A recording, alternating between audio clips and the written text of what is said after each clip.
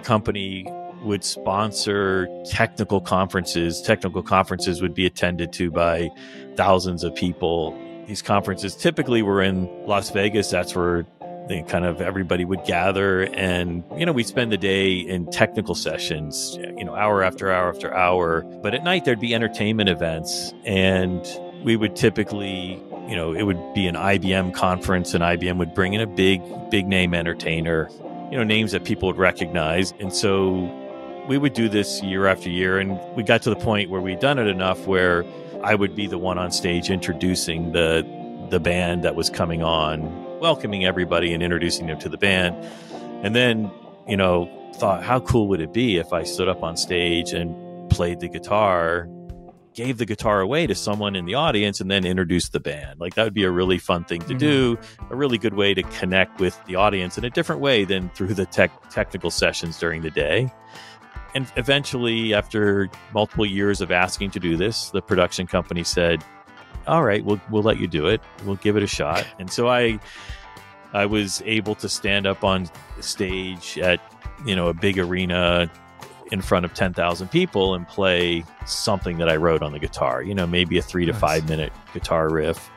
And the positive feedback I got from that, from people who attended, who knew me as the CEO of Rocket, a computer scientist, a technician, an entrepreneur, but didn't know me as a musician, really people came up to me and said, wow, like, you are a real person. You don't just sit up in your ivory tower. You're here putting yourself out in front of all of us. I was the only one on stage in front of all the people doing that. And so the amount of positive feedback I got from that, it still, again, resonates to this day. If I talk to customers, they remember each of those moments. You opened for Aerosmith, you opened for Elton John, you opened for Maroon 5. And I'm not just name dropping. Like, those are the people that, we would introduce, and people remember that to this day. Andy is the CEO who plays guitar. This, so that's a big example. And the small example is wherever I went, whether it was Japan or India or all throughout Europe, just playing music with people, like sitting down, picking up a guitar. When I went to India, learning some Bollywood songs and just playing with people, in front of people. Music is global. Music is so human. Music translates across languages and cultures and geographies.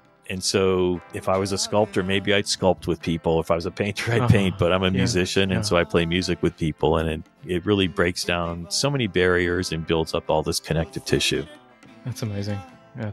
How did you feel like the first time you were in front of this large crowd playing the guitar by yourself? Was that challenging to do, difficult, or were you feeling at ease? How did you feel? Extremely challenging, extremely difficult, anxiety provoking, surreal. It was not to get too deep, but it was truly an out of body experience when I did it for the first time. I practiced for, I can't even tell you how many hours, 20 hours, 30 hours to play a 3-minute riff. And, I played it. I think I played it. I can't quite remember. I was kind of somewhere else when I was doing it, but I was actually disappointed when I finished. I was like, wow, I didn't play it exactly the way I wanted to, exactly the way I practiced. But, it didn't matter, because it was the authenticity. It was the willingness to put yourself out there. No one knew what the riff was supposed to sound like other than me, because it was something I wrote, and everyone was just blown away. Like, that was so amazing that you did that. And that was the only time that I've done it that I felt anxious and nervous, and oh my gosh. And every other time it was the most enjoyable experience.